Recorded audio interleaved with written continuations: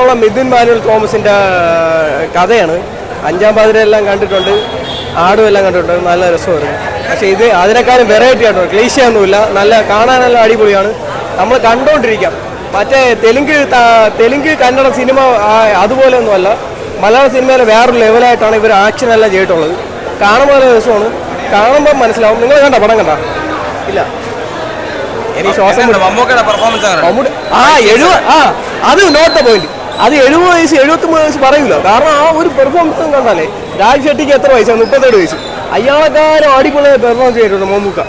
കാരണം 70-73 വയസ്സൊന്നും പറയില്ല, കാരണം അടിപൊളി മാസ് എന്ന് പറഞ്ഞാൽ ആ ഒരു fight scene, climax fight scene, അതൊന്നും പറഞ്ഞാൽ പോലും തീരൂല. എന്തെന്ന് പറഞ്ഞൂടാ, പറയുമ്പോൾ ഒരു രക്ഷയില്ല, അടിപൊളി. കാരണം 40 വയസ്സ് പോലും പറയില്ല.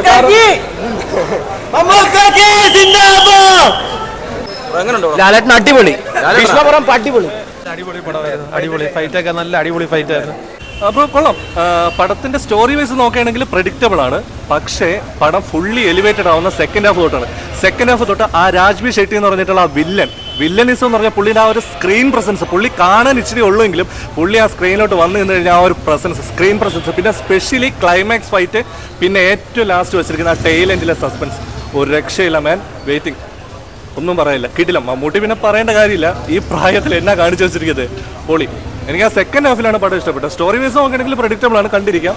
പക്ഷെ എന്നാലും പടം പക്ക തിയേറ്റർ മെറ്റീരിയൽ ആണ്. ഇതൊരു OTT വന്നിട്ട് ആ ഒരു അത്രത്തോളം കിട്ടത്തില്ല. ഒരു ഡോൾബി അറ്റ്മോസിൽ 4K സ്ക്രീനിൽ പോയി കാണുക. ഒരു രക്ഷയില്ല, അടിപൊളി, ഒരു രക്ഷയില്ല.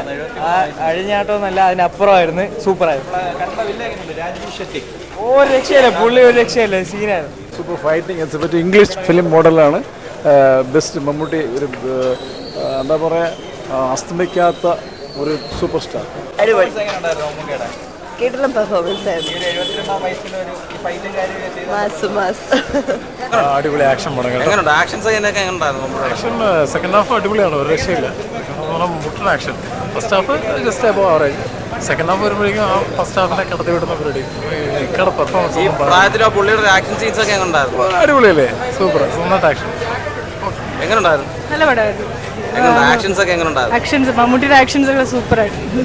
അടിപൊളി, രോമം താന്നില്ല, സൂപ്പർ പടം, സൂപ്പർ പടം. മമ്മൂട്ടി ക്ലാസ്. എങ്ങനെയുണ്ട് ആക്ഷൻ സീക്വൻസ് ഒക്കെ ഉണ്ട്? ഈ ആക്ഷൻ സീക്വൻസസ് വൈശാഖിന്റെ സ്ഥിര സിനിമകളുടെ പക്ഷേ ഏറ്റവും ബെറ്റർ ആയിട്ടുള്ള രീതിയിൽ തന്നെ ചെയ്തിട്ടുണ്ട്. ഏറ്റവും ബെറ്റർ ആയിട്ടുള്ള രീതിയിൽ തന്നെയാണ് വന്നിട്ടുള്ളത്.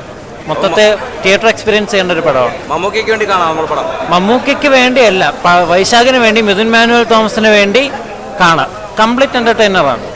നല്ല ഫിലിമാണ്. അതിൽ ഫസ്റ്റ് തൊട്ട് ലാസ്റ്റ് വരെ നല്ല ആക്ഷൻ സീക്വൻസ് ആണ്, എന്റർടൈനിങ് ആണ്, ഒരു മിനിറ്റ് പോലും ബോറടിക്കത്തില്ല. അതെ, നല്ല ഫിലിമാണ്, വളരെ നല്ല രീതിയിൽ എടുത്തിട്ടുണ്ട്. ഒരു വൈശാഖിന്റെ പക്ക മേക്കിംഗ് ഇതിനകത്ത് കാണുന്നുണ്ട്. ഫൈറ്റ് അടിപൊളിയായിരുന്നു, ആ അടിപൊളിയായിരുന്നു ശരിക്കും. വില്ലനും അടിപൊളിയായിരുന്നു, നല്ല രസമുണ്ടായിരുന്നു. കൺഫേംഡ് ആണ് പടം. മിക്കവാറും ലോകേഷിന്റെ ഒരു സംഭവം വെയിറ്റിംഗ് ആണ്. എല്ലാവർക്കും ഭയങ്കര ഇഷ്ടപ്പെട്ടല്ലേ? സെക്കൻഡ് ഉണ്ടാവുമെന്ന് ഉറപ്പില്ല. എനിക്ക് തോന്നുന്നു LC ആയിട്ട് കണക്ട് ചെയ്തേക്കണം, ചിലപ്പോൾ വരാൻ ചാൻസ് ഇല്ല. ആക്ഷൻ അടിപൊളിയാണ്, നല്ല ആക്ഷനാണ്. പ്രത്യേകിച്ച് ക്ലൈമാക്സ് നല്ല രീതിയിലാണ് മേക്ക് ചെയ്തേക്കുന്നത്. ടിപ്പിക്കൽ സ്റ്റോറിയാണ്, സ്ഥിരം നമ്മൾ കണ്ടു പഴകിയ സാധനമൊക്കെ തന്നെയാണ്. പക്ഷെ ക്ലൈമാക്സ് മേക്കിംഗ് കാരണം പടം എന്തായാലും കൊളുത്തും പടം. നല്ല പടം, കിടിലം പടം. ആക്ഷൻ സീൻസ് ഒക്കെ എങ്ങനെയുണ്ടായിരുന്നു? ആക്ഷൻ സീൻസ് ഒക്കെ എങ്ങനെയുണ്ട്? കിടിലം, പൊളി. സിനിമ എങ്ങനെയുണ്ടെന്ന് ടർബോ കൊള്ളാമോ? സൂപ്പർ, നല്ല പടം, സൂപ്പർ പടം. നല്ല സിനിമയാ. എങ്ങനെയുണ്ട്? ആക്ഷൻ സീൻസ് ഒക്കെ എങ്ങനെയുണ്ടായിരുന്നു? അടിപൊളിയാ.